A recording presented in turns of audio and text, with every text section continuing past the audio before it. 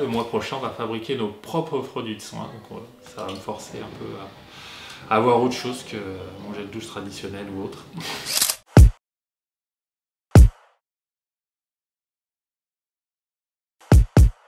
Je me rase un peu une fois tous les mois. Donc effectivement, il y a un petit truc de soin pour la barbe quand je suis rasé, ce qui n'est pas le cas aujourd'hui. Mais sinon voilà, avec la mousse à raser, tout ça, mais après voilà, ça reste classique. Et puis déodorant très polluant sûrement, c'est un genre de stick quoi. Alors Olivier, on dirait pas, mais il utilise de temps en temps de quoi se raser. On a juste celui-ci, on a trouvé chez Lush pour la barbe. Il est vegan. On sait qu'il n'est pas testé sur les animaux. Mais sinon, voilà, il utilise encore ces trucs-là. Son déodorant, c'est celui-là.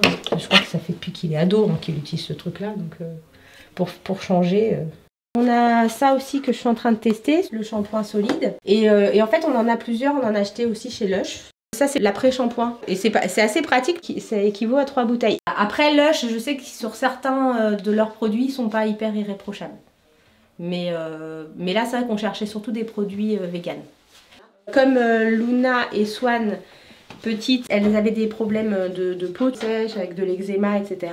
Et en fait, on avait trouvé ça pour Luna à l'époque. Et puis, du coup, on l'a gardé pour Swan. En termes de composition, elle est hyper longue, donc je suis pas certaine que ce soit l'idéal, mais c'est le seul truc qui lui donne pas de plaque. Alors là, je suis en train de tester des déodorants solides. Donc j'en avais pris un chez Lush, mais qui est pas terrible parce qu'il s'effrite, c'est pas pratique. Je trouve qu'il est pas efficace. J'ai acheté ça il y a pas très longtemps. C'est des lingettes microfibres que tu mets à l'eau et ça démaquille super bien en fait. Alors le dentifrice, les filles elles utilisent celui-là. Moi j'utilise celui-là. C'est du Père Blanc.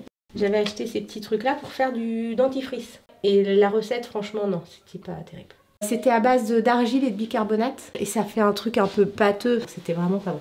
Donc il faut que je trouve une autre recette. Ça va être l'occasion de découvrir. Mais après, je vais voir, c'est peut-être pas forcément le défi où je vais être le plus productif.